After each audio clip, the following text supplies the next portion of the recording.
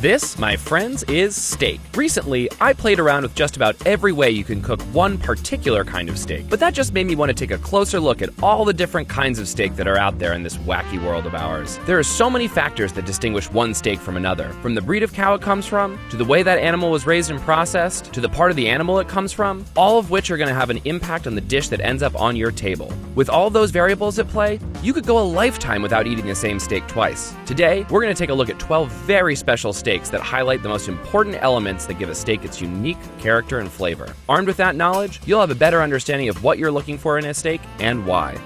I'm Amiel Stanek, and this is 12 Types of Steak. Let's start with some basics, shall we? We use the term steak to refer to a cut of beef that is tender enough that it can be cooked relatively quickly and to temperature, as in rare, medium, rather than being slow cooked to a soft, shreddy texture. The primary thing that separates one cut of steak from another is where it comes from on a cow's body. At the end of the day, all meat is muscle, and the way individual muscles on a cow get used is going to have a profound effect on the way that it cooks. As a general rule, muscles that get a lot of use are going to be tougher and leaner, whereas ones that don't get used as much tend to be richer and more tender. Today, we're going to look at 12 different cuts of beef, but that's only one aspect that makes each steak distinct. We're also going to be considering the breed of cow they come from, the diet they were raised on, their age at the time of slaughter, and finally, how their meat was processed. Let's start with breed. There are over 70 different breeds of cattle that are raised for beef around the world, each with their own unique characteristics and history that impact the type of meat they produce. The most popular breed in the US is Angus. The Angus breed was originally developed in Aberdeen, Scotland, but in the 1870s they found their way to the United States. American farmers were impressed by how quickly these cows gained weight and how much meat they could get off of a single cow. For our Angus steak, we decided to go with an iconically American cut, the T-bone steak. This bad boy is cross-cut from the forward section of the cow's short loin and gets its name from the T-shaped bone that runs along the top and through the center of the steak. The T-bone is actually a 2-for-1 cut. The bigger side is a New York strip steak, and the smaller side is a piece of the tenderloin. Those white streaks that you see in there are made of fat, specifically intramuscular fat known as marbling. The bits of fat between those muscle fibers are what makes a steak rich and juicy when it cooks, and both this steak and the breed of cow it comes from are known for their marbling. This particular steak is real thick, which means it's going to take some time to cook, and has a handsome fat cap on the outside, which is going to lend each slice some added richness. Let's see how this cooks up. Look at that beauty! I love the smell of steak in the morning. This fat cap is looking especially appealing to me right now. It's gonna lend every slice off of this steak a little bit of extra richness. One of the things that makes a T-bone steak challenging to cook is that bone that bisects it, which conducts heat at a different rate than the meat does, and you actually have to stand it up on this flat side for a period of time in order for it to cook properly. To carve this, we're gonna take off the New York strip side first. Look at that color! And then the tenderloin section and slice them up real nice. Let's taste the tenderloin portion first. This is a muscle that doesn't do that much work at all, so it's very tender, like melt in your mouth, but relatively mild. But this New York strip side is beefy. It's got a little more chew, but big flavor. And the fat just coats your mouth in deliciousness. To me, this steak is as American as apple pie, a real straight down the middle crowd pleaser. The next breed we're looking at is the Hereford. This breed also originated in the UK, specifically from the county of Herefordshire in England. These cows are rugged, tough, and adaptable. And like the Angus, they produce a lot of meat. For this breed, we decided on a Newport steak, which is basically just a tidy little slice taken from a larger cut called the tri-tip, a large, triangular-shaped steak that comes from the bottom sirloin. The Newport steak is sometimes also known as an apartment steak, probably because it's so manageable and affordable. As you can see, it has a lot less marbling than our T-bone did. There's still fat in there, but it's concentrated in larger veins and on this edge. This cut comes from a muscle group that controls the cow's knees, so it's gonna have more pronounced flavor and probably a bit more chew. A couple of minutes in a hot grill pan should be all it needs. And let's put the cloche down. Voila! That right there is a tasty looking steak for one. Because we cooked it in a grill pan relatively quickly, we've got some nice looking grill marks, but not a ton of overall caramelization. But I'm excited about this tender looking ribbon of fat on this side. Cutting in, it looks gorgeous. Looking more closely at this slice, you can see those larger veins of visible fat surrounded by leaner meat, which is going to have an effect on the eating experience. It's definitely on the leaner, toothier side, but the more you chew, the fat releases and the richer it becomes. The flavor is outstanding though. Layers of full, minerally, beefy flavor. I want to eat this with a cold beer in front of the TV. Piedmontese. This very special breed originates from the Piedmont region of northwestern Italy. This is the Schwarzenegger of cattle breeds. They're known for a genetic mutation called double muscling, which means that their bodies don't restrict muscle growth, so they end up looking like they're on steroids. They take longer to grow, but they get bigger than other cows and are definitely on the leaner side. For this monster of a cow, we've got a monster of a cut, a 3-inch thick porterhouse. The color of this meat is definitely deeper than our Angus steak, and there's way less marbling going on. You may notice that this steak looks remarkably similar to the T-bone we saw earlier, and that's because it's almost the same steak. You've got strip on one side and tenderloin on the other, except it's cut from the rear end of the short loin, and as such has a bigger chunk of tenderloin attached. This is gonna take a while to cook. Let's get it under the cloche. Okay, since this steak is so huge, we actually cooked it in 2 stages. The first in a low oven so it could get up to a juicy medium rare throughout, and then we grilled it right at the end to caramelize the exterior, a process known as a reverse sear. It's a really effective way to get a giant steak like this under control. Wow, look at that unbelievable wall of pink. This meat looks muscly, noticeably leaner than our other breeds. Interestingly, the same genetic mutation that causes double muscling also makes the meat exceptionally tender, even if it's less rich. Let's give it a taste. Wow. That flavor is insane. Way beefier than our other steaks so far. This tastes really burly without being overly gamey, and it's complemented really nicely by the smoke from the grill. There's definitely less fat going on, but a drizzle of good, grassy olive oil would fix all of that. This is a really special steak. Next up, we have Brahmin. This unique breed originated in India and is a descendant of the Zebu, an Asian breed of cattle. They're known for their large humps and their ability to tolerate extremely hot environments. A camel, but make it cow. This steak comes to us from the fine folks at Brahmin Country Beef in Texas, who specialize in this very special breed. This time around, we're working with an outside skirt steak, which is a long, flat muscle that is attached to the outer part of the chest wall. The color of this meat is really wild. Deep, dark red, almost purpley, and it also has a lot less visible fat than you'd see on a skirt from another cattle breed. When you look more closely, you can see the loose grain structure that this cut is known for, and also that it's been mechanically tenderized at the processing plant. They've run it through a device that scored it, which interrupted those muscle fibers somewhat. I'm really curious about what this one's gonna taste like. Ooh, I could use a drink right about now. Thank you, Magic Cloche. There's our steak. And there we have our cooked outside skirt. So obviously, this is just a piece of the full steak. We need a really long grill to cook the whole thing. Skirt steak is thin, so it just needs a couple of minutes on each side on a smoking hot grill to get us to the medium rare we're after. When you're serving this one, it's really important to slice it as thinly as possible against the grain, which is gonna further disrupt those muscle fibers and make it as tender as possible. You're always gonna have some more well-done bits on this steak. Let's give it a taste. Wow. I've actually never tasted anything like this before. It has a very strong flavor, pretty gamey, minerally, almost venison-like, with a kind of toasty, popcorny aftertaste. It's definitely on the drier side, but the eating experience is still really exciting because it's got flavor for days. Wagyu. So, Wagyu literally translates to Japanese cattle. Over the years, certain Japanese cattle breeds have been selectively bred and raised to promote incredibly high levels of intramuscular fat and tenderness. The result is unlike any other beef in the world. In Japan, some farmers feed their cattle beer and give them massages and things like that, but that's not as common of a practice as restaurants would have you believe. Regardless, it's crazy rich with a price tag to match. This time around, we went with a culotte steak, which is just a sexier name for the top sirloin cap. This is a thing of beauty. The color is just so deep and red, and the marbling is really striking. It's definitely not as intense as it would be on a higher grade of Wagyu or an inherently fattier cut of the animal, but it's still freaking gorgeous, and I'm super excited about that big, juicy fat cap. All right, let's get the cloche on it, and beautiful. So here we have our cooked Wagyu culotte.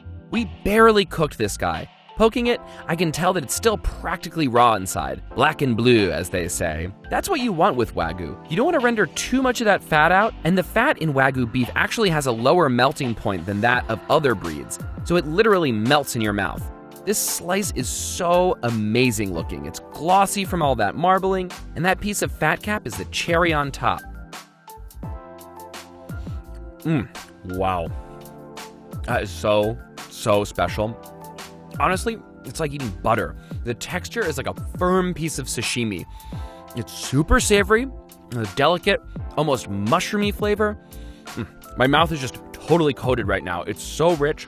I don't think I could eat more than 2 or 3 pieces of this, but damn is it good. Let's check out some bison. So, bison are indigenous to North America and were one of the meat staples of Native Americans before they were nearly hunted to extinction by European colonizers. The cattle breeds we discussed so far are really different from each other, but bison is actually a completely different species altogether. They have a lower fat content than cattle and are richer in iron and protein. Since bison tends to be tougher than beef, we decided on the filet mignon, a cut from the tenderloin. This highfalutin steak is prized by some for its tenderness and mild flavor, which is exactly the reason why some steak lovers turn their noses up at it. There's very little marbling to speak of, and you can see that this one has been tied to make it more compact and help it cook more evenly. Let's see how this one cooks. And presto! So we gave this filet a quick sear on both sides. You do not want to overcook this cut because it's really easy to dry out. Can't forget to cut that string. You can see how it helped to keep the steak in this tidy, cylindrical shape. Cutting in, we're looking at a nice, even medium going on in here. These slices are extremely even and uniform, and it actually feels soft to the touch, like it would be easy to pull apart with my hands. You know, I'm not usually a fan of filet because I feel like it's lacking in the flavor department, but bison is so much stronger tasting than regular beef, and this filet has a lot going on. It's kind of grassy, it has a minerally, irony, almost livery flavor to it. It's tender, a little bit on the mealy side, but this is definitely a filet I can get behind. So, breed is one really important variable, but a steak's character is also profoundly affected by what kind of feed a cow is raised on. Which brings us to our next type, grass-fed. For most of history, all cows were 100% grass-fed. Cattle are still primarily grass-fed in South America and Australia, but here in the US, only about 3% of cattle are classified as 100% grass-fed. This time around, we went with a cut from the flank that goes by a few different names. In Argentina, where it's really popular, it's called Vacío, and in France, it's better known as bavette. This dramatic burgundy color is characteristic of grass-fed beef, and it's also pretty lean, which is to be expected from beef that's just been chomping on lawn for its whole life. Generally speaking, grass-fed beef tends to have a bit more chew and gamier flavor than the grain-finished stuff, which is either an asset or a liability, depending on who you ask. Let's bring our magic cloche back in. Now you see it raw, now you see it cooked. Now that it's cooked, you can really see that pronounced grain structure that I associate with a cut like this. It's almost ropey looking. Just like our skirt steak, it's super important to slice this guy thinly and against the grain to maximize tenderness. Ooh, that inside looks really moist. It's perfectly cooked. And that slice is really, really pretty. Taking care not to overcook grass-fed beef is one of the ways to ensure that it's as juicy as possible. I can't wait to taste this one. Yum. I love the flavor of grass-fed beef. It sounds kind of stupid, but it really does taste, kind of grassy. It's got a lot of flavor, and I can see how that might turn some people off, but that rich, earthy flavor really does it for me. Yum. Now that we've seen grass-fed, let's take a look at grain-finished. Around the middle of the 20th century, US farmers realized that when they fed corn to cattle, they grew way faster than they did if they ate grass alone. The faster the cow grew, the cheaper it was for farmers to raise them, and the high protein and starch content of grains led to better marbling. Now, the majority of cattle in the US are fed grass early in their life, but finished on grain to bulk them up before slaughter. This time around, we're looking at a Denver steak, which comes from a relatively little-used muscle situated underneath the shoulder blade bone. It's got really nice marbling, and it's a great example of the way that fat develops in a grain-finished animal. The color is slightly paler than that of our grass-fed steak, but it's still really pretty. Let's hide this for a second, and Oh, I am feeling a little bit heartburny right now.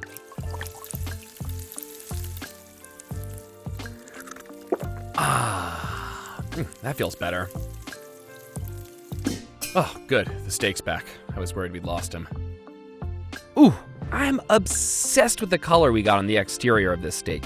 The shape of this cut made sustained contact with a hot pan really easy. And that inside is exactly what you want, just wall-to-wall pink. These slices look really nice. They're kind of glossed up from those little bits of rendered intramuscular fat. This is nice and rich. It's juicy, totally delicious. The flavor is slightly less complex than the grass-fed, which you can chalk up to the fact that it's a younger animal that took on fat more quickly.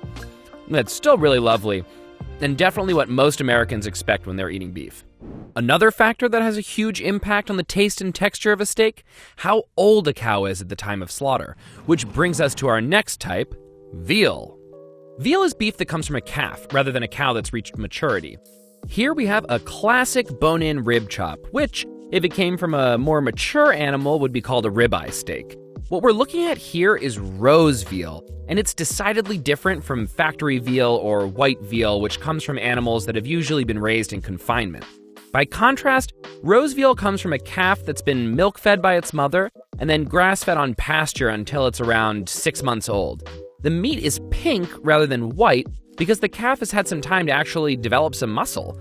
This almost looks like a pork chop. The meat is soft to the touch but not flabby, and it's got nice structure. We've got some nice fat here on the cap and in between these muscles. There's not a whole lot of marbling going on. It's really pretty. I'm excited to try this one cooked. There's our veal chop. So we seared this quickly in a hot pan and then finished it with a smidge of good butter to get a little gloss on there. Veal is a lot leaner than regular beef, so it can use the extra fat. Cutting in, that interior is such a different color at medium rare than it would be for mature beef. It's actually really similar to the color it had when it was raw. Let's try it. Wow, really tender. The most notable thing going on flavor-wise is how mild it is. The meat is almost creamy tasting, with none of the irony, minerally character that I associate with meat from a more mature animal. I could see myself eating this once in a blue moon, but personally, I'm missing that full, beefy flavor, which we're gonna get plenty of with our next type. Mature cow. So, the longer a cow lives, the more work its muscles do, and therefore the less tender the meat becomes. But what you lose in tenderness, you make up for in rich, complex flavor. In the early part of the 20th century, the average beef cow was slaughtered at 4 to 5 years. Now, it's more like 12 to 15 months, due in large part to how much faster the animals can grow when they're finished on grain. But this steak right here is from a 9-year-old Angus steer, a New York strip steak to be exact, which comes to us from Kinderhook Farm in upstate New York. Right off the bat, you can tell how different the color of this steak is from our others, but especially from our veal. The meat has this deep, ruddy color, and the fat is more yellowish, and it's really firm. The marbling is pretty impressive, but I can see that there are some gristly bits there that we didn't see in the steaks from our younger animals. And even though meat from older cows tends to be tougher, the New York strip is a fairly tender cut, so I'm looking forward to seeing how this turns out. And beef. Wow, the smell is fairly strong, and I can tell that we lost some fat in the pan because of the way that it shrunk up.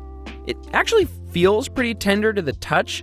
The meat is really pretty, and the fat has an almost beeswaxy quality to it. Let me give this one a taste. Wow. This steak has huge flavor. It's really, really earthy, and the longer I chew, the more layers of flavor I'm getting. It tastes like a porcini mushroom almost. Big umami energy. It's definitely tougher by a mile. I'm not sure that I could eat an entire steak like this to the face, but this is something that I hope that everyone gets to try at least once. All beef is aged to some degree, which allows natural enzymatic processes time to tenderize the muscle tissue and create a whole array of savory new flavors. A lot of meat is wet aged. Wet aging sounds kind of fancy, but basically it's just storing the steak in a vacuum sealed bag. Since the steak is sealed in its own juices, it doesn't lose water weight the way that it does when it's dry aged, making the process less expensive for butchers and consumers, but also makes for less dramatic results. The cut we're working with here is a flat iron, which is a tender little steak that hides in the chuck, a primal cut that people often don't bother to dry age. This is another nice little dinner for one steak, manageable size, decent marbling, and it's pretty quick cooking.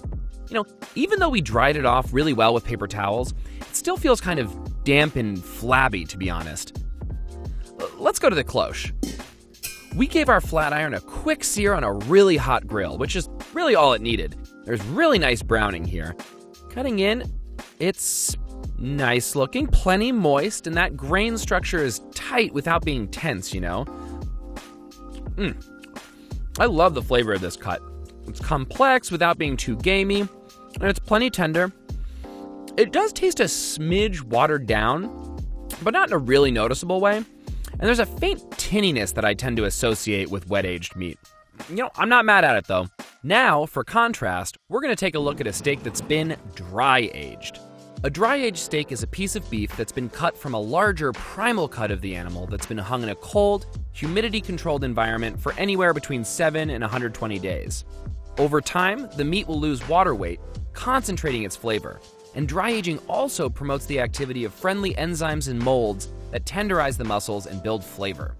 The dried out exterior of the meat usually has to be trimmed and discarded, further contributing to lost weight, which is part of the reason these steaks command a higher price tag. So this time, we chose a bone-in ribeye. This particular steak has been aged for over 60 days. Prime, fatty cuts like this one are ideal for dry aging, and this is definitely one of my all-time favorite cuts of beef. The marbling is really impressive throughout, and these thick veins of fat are gonna keep things nice and juicy when it cooks. You can tell that this beauty has been dry-aged just by touching it. It feels dense, not flabby, and it has an almost tacky exterior. I cannot wait to taste this one. Let's get it under the cloche, and beautiful. Oof, that is a sight to behold. We pan-seared this bruiser and then finished it in the oven, and the exterior is incredible looking.